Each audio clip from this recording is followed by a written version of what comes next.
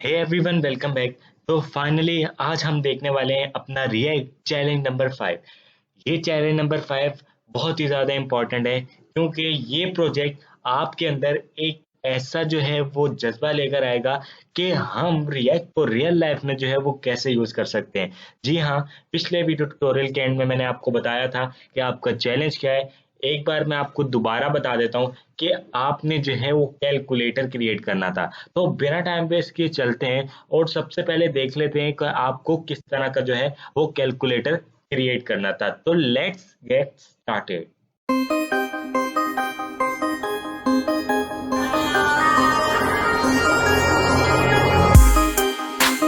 तो आपको यहाँ पर जो है वो कुछ इस तरह का कैलकुलेटर क्रिएट करना था। तो 3 - 8 अगर मैं लिखूंगा तो -5 आना चाहिए।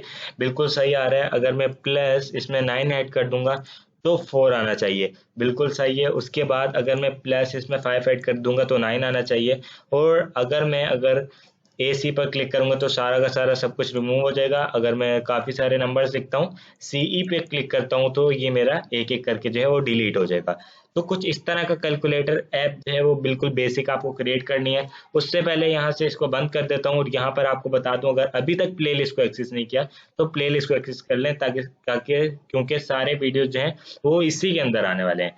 तो कल हमने रियल लाइफ में देखा था कि यूज रिड्यूसर को कैसे यूज करना है। तो अब जो है वो बिना टाइम वेस्ट किए आ जाते हैं VS कोड के अंदर। यहाँ से जो है वो मैं इसको जो है वो क्लोज कर देता हूँ। ये जो हमारा कैलकुलेटर वाला था जो मैंने आपके लिए पहले से बना कर रख दिया, उसको मैंने जो है वो डॉट सेव कर दिया। तो अब मैं यहाँ पर आ जाता हूँ अपने VS कोड के अंदर। और यहाँ पर हमने कल जब देखा था, हमने रियल लाइफ में यूज रिड्यूसर को कैसे यूज करना है। तो अगर आपने वो वीडियो नहीं देखा तो वीडियो देख सकते हैं, वीडियो की डिस्क्रिप्शन बॉक्स में लिंक मिल जाएगा। यहाँ पर मैं जल्दी से इसको क्लोज कर देता हूँ, इसको रिमूव कर दूंगा यहाँ से। और यहाँ पर मैं एक कैलकुलेटर नाम की जो है वो फाइल बनाऊंगा न्यू। यहाँ पर आ जाता हूँ और कंपोनेंट्स फोल्डर के अंदर cal.js मतलब कैलकुलेटर। तो बेसिकली ये कैलकुलेटर डॉट जेएस लिखा है, यहाँ पर RAFCE लिखूंगा। जल्दी से रिएक्ट एरो फंक्शन का यूज करूंगा और यहाँ पर रिएक्ट फ्रेगमेंट का यूज करूंगा। मैं इतना टाइम वेस्ट नहीं करूंगा, मैं सिंपल HTML लिखूंगा और CSS मैंने ऑलरेडी लिख कर रखी है आपके लिए। तो यहाँ पर मैं सिंपल जल्दी से जो है HTML का कोड लिख देता हूँ, क्योंकि हमने जो मेन फोकस करना है वो रिएक्ट पर करना है। तो यहाँ पर मैं क्या करता हूँ, जल्दी से यहाँ पर एक डिव ले लेता हूँ जिसकी क्लास रख देता हूँ कंटेनर। कंटेनर रख दी। कंटेनर क्यों रखी बताता हूँ अभी आपको। इसके अंदर लूंगा एक H1 जिसके अंदर लिख दूंगा कैलकुलेटर। उसके बाद इसी कंटेनर के अंदर एक और डिव बनाऊंगा जिसकी क्लास रखूंगा इनपुट कंटेनर। जी हाँ, जिसमें हमारा इनपुट आएगा सिर्फ इनपुट कंटेनर। तो यहाँ पर इनपुट कंटेनर लिख दिया। तो आई थिंक कुछ मिस्टेक हुई है, 2 बार डिव आ गया तो एक बार डिलीट कर देता हूँ। तो यहाँ पर एक बार डिलीट हो गया। उसके बाद यहाँ पर मेरा आ जाएगा इनपुट। इनपुट की जो भी वैल्यू है टाइप इज इक्वल टू मैं लिख दूंगा, इसकी जो टाइप रहेगी वो रहेगी टेक्स्ट, क्योंकि इसके अंदर टेक्स्ट आएगा। और यहाँ पर टेक्स्ट। इतना हो गया। अब मैं क्या करता हूँ, फाइल को करता हूँ सेव और इस डिव के बाहर आ जाता हूँ। इस डिव के बाहर आऊंगा, एक और डिव बनाऊंगा जिसका नाम रखूंगा फॉर एग्जाम्पल BTN कंटेनर, जिसके अंदर मेरे सारे के सारे जो है वो बटन्स आएंगे। BTN कंटेनर, BTN कंटेनर नाम रखूंगा और यहाँ पर जो है डिव को क्लोज कर दूंगा। उसके अंदर मेरे सारे के सारे जो है वो बटन्स आएंगे। सबसे पहला 1, उसके बाद 2, फिर 3, फिर 4, फिर 5 एंड देन 6, 7, 8, 9, 0 आएगा। फिर 9 के बाद जो है वो 00 आएगा। फिर आएगा प्लस आएगा, फिर प्लस आएगा, फिर माइनस आएगा, फिर मल्टीप्लिकेशन एंड देन डिवीजन आएगा। फिर जो है उसके बाद हमारा इक्वल टू आएगा। इक्वल टू से भी पहले AC और CE आएगा जो हमें रिमूव करने की हेल्प करेंगे। यहाँ पर लिख देता हूँ C, उसके बाद इक्वल टू लगा देता हूँ। यहाँ पर इक्वल टू, फाइल को करता हूँ सेव और जल्दी से यहाँ पर इसको इंपोर्ट कर आपको मैं दिखाता हूँ। यहाँ पर मैं इसको इंपोर्ट कर लेता हूँ कैल और यहाँ पर इंपोर्ट कर लिया। मैं थोड़ी सी ब्राइटनेस जो है वो बढ़ा देता हूँ ताकि आपको सही नज़र आए। यहाँ पर जो है वो यहाँ पर जल्दी से मैं npm स्टार्ट कर लेता हूँ ताकि मेरा डेवलपमेंट सर्वर जो है वो स्टार्ट हो जाए। तो यहाँ पर मैं डायरेक्टरी में आऊँगा अपनी माई ऐप के अंदर और CLS करके इसको npm को स्टार्ट कर दूंगा। CLS मतलब क्लीन, अगर आपको नहीं पता कि सारा का सारा जो है वो क्लीन हो जाता है। यहाँ पर जब तक डेवलपमेंट सर्वर स्टार्ट होता है तब तक जो है वो हम उसका वेट कर लेते हैं। यहाँ पर आप देख रहे हैं यहाँ पर काफ़ी सारे बटन्स भी क्रिएट हो चुके हैं। उसके बाद में इसके अंदर जो है वो CSS भी आपको अप्लाई करके दिखाता हूँ। ये सारी की सारी CSS लिखी हुई है, यहाँ पर आप देख सकते हैं। तो इनपुट कंटेनर का जो सी है वो स्मॉल है, आई थिंक यहाँ पर CSS में प्रॉब्लम हो जाएगी। आप देख सकते हैं यहाँ पर सी जो है वो छोटा है। तो मैं आपको डिस्क्रिप्शन के अंदर लिंक दे दूंगा, तो आप वहां से जाकर इसको एक्सेस कर सकते हैं। तो यहाँ पर इतना आ गया। तो अब मैं क्या करता हूँ, CSS को अप्लाई कर देता हूँ। यहाँ पर Ctrl+A Ctrl+C app.css के अंदर आऊंगा, बिना टाइम को वेस्ट किए पिछले कोड को रिमूव कर दूंगा और यहाँ पर इसको पेस्ट कर दूंगा। अगर मैं अब देखूंगा तो आई थिंक हमारा कैलकुलेटर जो है वो तकरीबन जो है वो क्रिएट हो चुका है। अब मुझे क्या करना है, ये जो इक्वल टू बटन है इसकी थोड़ी सी वेट को सेट कर देना है। सिंपल मैं क्या करूंगा, स्टाइल लिखूंगा, स्टाइल का एट्रीब्यूट लगाऊंगा, उसके बाद मैं लिखूंगा वेट इज इक्वल टू, अच्छा सिंगल कोट से आएंगे, अब width is equal to 500 pixel. ऐसा करता हूँ और देखता हूँ तो ये जो है वो गायब हो गया। अच्छा, ऐसे जो है वो हम स्टाइल ऐड नहीं कर सकते इसके अंदर, तो मुझे क्या करना पड़ेगा, एक ऑब्जेक्ट लेना पड़ेगा। यहाँ पर मैं ऐसे कर लेता हूँ, विड्थ जो है वो सेट कर देता हूँ 500 पिक्सल, ऐसे करना पड़ेगा। तो अब देखता हूँ तो ये काफ़ी बड़ी हो गई है, 100 पिक्सल्स करके देखता हूँ। तो अभी ठीक है, ठीक लग रहा है। तो अब मुझे क्या करना है, अब मुझे मेन फोकस जो है वो रिएक्ट पर करना है। तो यहाँ पर सबसे पहले मुझे क्या करना है, जिस भी बटन पर क्लिक हो तो सब बटन्स पर मुझे क्या करना है, एक ऑन क्लिक लगा देना है। सिंपल, सब बटन को मैं ऑल्ट करके जो है वो सेलेक्ट कर लूंगा यहाँ से सब बटन्स को, ताकि मैं हर बटन के क्लिक पर जो है वो इवेंट को फायर कर सकूं। ऐसे मुझे बार बार हर बटन के अंदर जाके ऑन क्लिक लिखना पड़ेगा। यहाँ पर मैं यहाँ पर भी लिख देता हूँ ऑन क्लिक। तो यहाँ पर ऑन क्लिक लगाऊंगा, ऑन क्लिक के ऊपर एक एरो फंक्शन को कॉल कर दूंगा। सिंपल यहीं पर जो है वो कॉल कर दूंगा। तो सिंपल इतना काम हो गया, और इन बटन्स की अपनी अपनी एक वैल्यू को सेट कर दूंगा।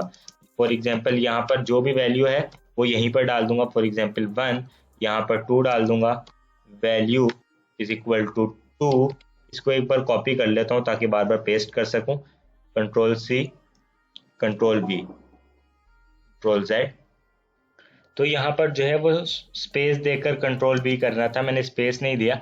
तो यहाँ पर मैं 3 लिखूंगा, उसके बाद दोबारा से पेस्ट करूंगा और यहाँ पर 4 लिखूंगा, यहाँ पर 5, यहाँ पर 6, तो फिर स्पेस नहीं दिया, यहाँ पर स्पेस। जल्दी से पहले मैं पेस्ट कर लेता हूँ सबको। तो यहाँ पर भी आएगा, यहाँ पर भी आएगा, यहाँ पर भी आएगा, यहाँ पर भी। तो यहाँ पर जितने भी हैं हमारे पास बटन्स, उन सब के अंदर जो है मुझे इसको पेस्ट करना पड़ेगा, क्योंकि सबकी वैल्यूज जो है वो डिफरेंट है, इसलिए मुझे सबके लिए जो है वो अलग अलग काम करना पड़ रहा है। ये काम थोड़ा सा लेंदी हो रहा है, लेकिन अब हमें करना पड़ेगा इस काम को।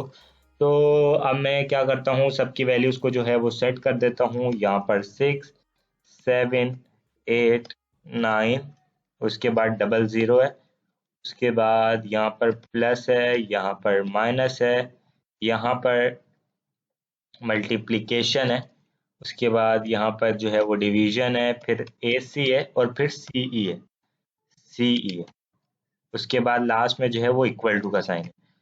सब कुछ हो गया। मैं फाइल को सेव करता हूँ, डेवलपमेंट सर्वर पर आता हूँ। तो यहाँ पर अभी तो कोई फर्क नहीं होगा, क्योंकि अभी तो वही सेम वैल्यूज हैं जो हमने यहाँ पर लिखी हुई हैं। अब मैं क्या करूँगा, अब मैं यहाँ पर आऊँगा, वैल्यू जो है वो मुझे एक यूज स्टेट से लेनी पड़ेगी, क्योंकि मैं अपडेट करूँगा ना उसकी वैल्यू को, मुझे जब मेरी कैलकुलेशन भी तो करनी है। तो यहाँ पर मैं सिंपल क्या करूँगा, const input val and then set input val. मतलब इनपुट वैल्यू और सेट करो इनपुट वैल्यू को किसकी हेल्प से, यूज स्टेट की हेल्प से।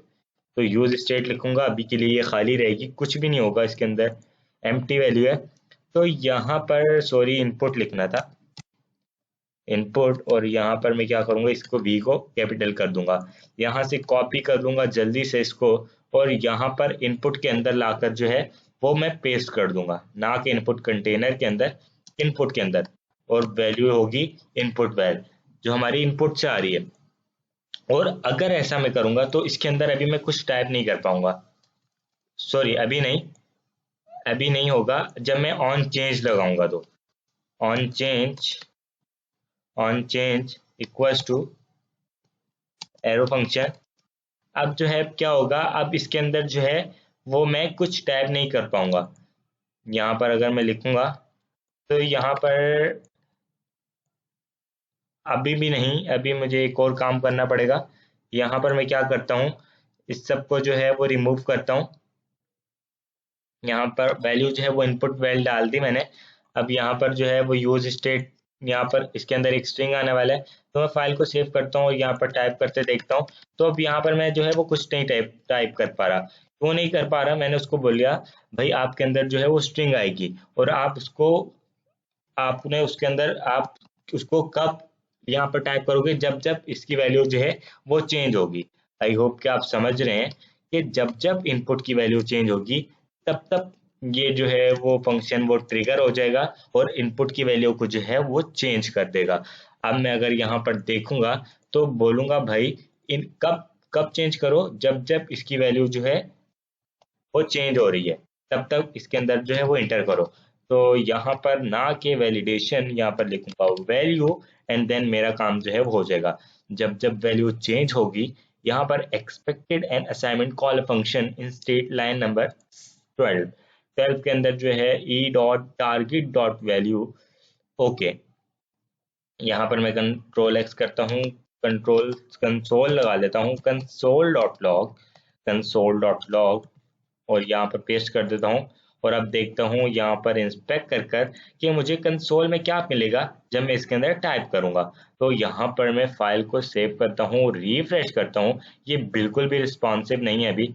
यहाँ पर सिर्फ जो है ये क्या हो गया, ये तो लूप में चला गया। आई थिंक यहाँ पर मैं दोबारा से लोकल होस्ट जो है वो 3000 ओपन करूंगा, यहाँ पर दोबारा से 8000 आ गया, लोकल होस्ट यहाँ पर 3000।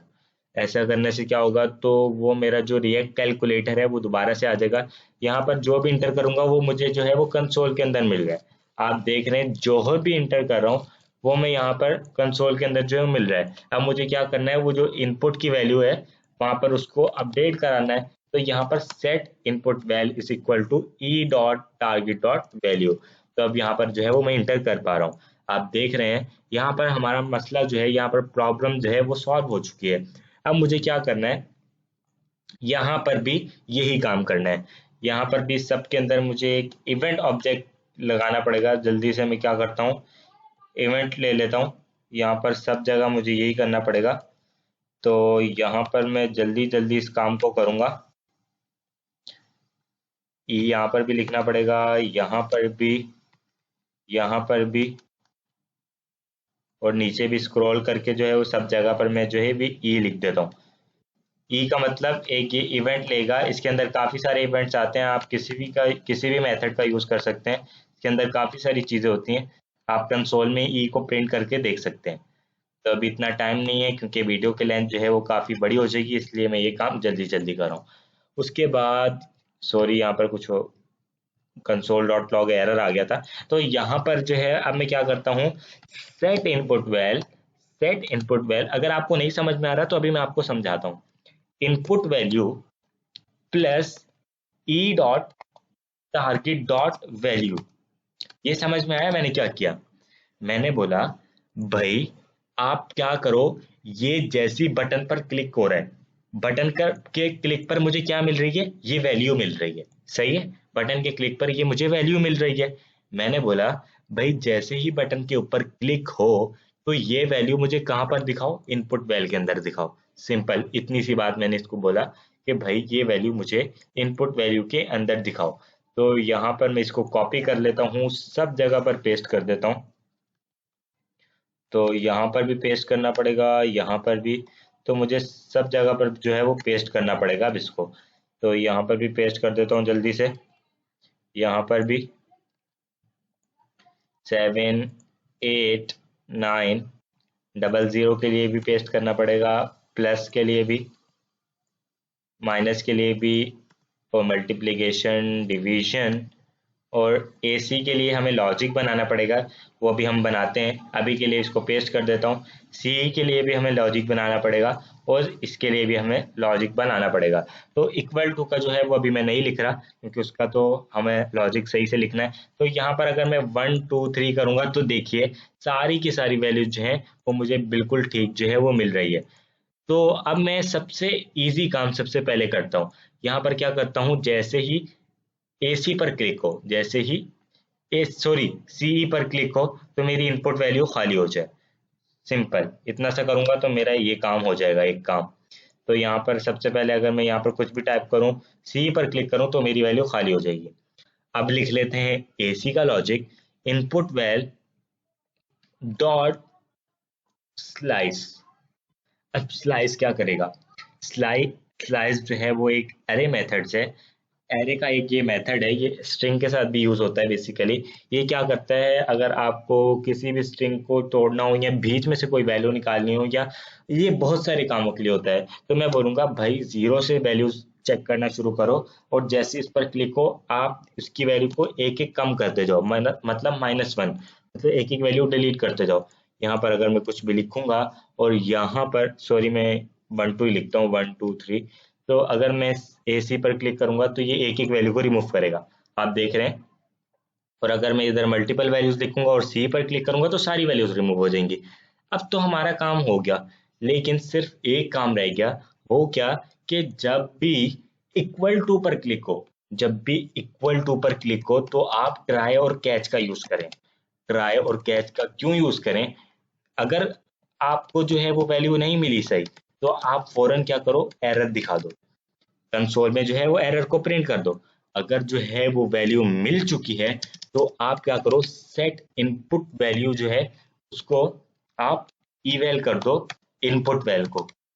आपको समझ में आया ये क्या हुआ, ये इवेल क्या है। मैंने बोला जैसे ही अगर आपको वैल्यू जो है वो सही मिल रही है इनपुट के अंदर, तो आप इनपुट वैल्यू की कैलकुलेशन कर दो। इवेल क्या करता है, ये वो भी आप वैल्यू जो आप इसको देंगे उसकी कैलकुलेशन कर देता है। तो इनपुट वैल के अंदर सारी वैल्यू आ रही है, तो ये इनपुट वैल की जो है वो कैलकुलेशन कर देगा और हम उसको सेट इनपुट वैल पर प्रिंट कर देंगे। और वरना अगर नहीं वैल्यू होगी तो कंसोल में जो है एरर दे देगा। फाइल को करता हूँ सेव, दिखा देता हूँ आपको, सिंपल 1 2 3 4 5। तो सॉरी मैं यहाँ पर इसको थोड़ा सा जो है वो अब AC की हेल्प से रिमूव करूंगा। 1 मल्टीप्लाई 8 करूंगा और मैं इक्वल टू पर क्लिक करूंगा तो 8 मिल रहा है। +3 करूंगा, +3 और इक्वल टू पर 11 मिल रहा है। डिवाइडेड बाय 4 करूंगा, इक्वल टू पर क्लिक करूंगा 2.75। तो देखा कितनी इजीली हमने कैलकुलेटर जो है वो क्रिएट कर लिया यूजिंग रिएक्ट। सारा का सारा सोर्स कोड फ्री के अंदर प्रोवाइड कर दूंगा डिस्क्रिप्शन बॉक्स के अंदर, तो वहां से जाकर एक्सेस कर सकते हैं। आई होप वीडियो पसंद आया होगा। अगर वीडियो पसंद आया हो तो प्लीज प्ले लिस्ट को एक्सेस कर लें, यहाँ क्लिक कर कर बुक मार्क कर लें, ताकि आपको आने वाली हर वीडियो का नोटिफिकेशन जो है वो सबसे पहले मिल सके। अभी के लिए इस वीडियो में इतना ही guys. Thank you so much guys for watching this video, and I will see you next video. Take care.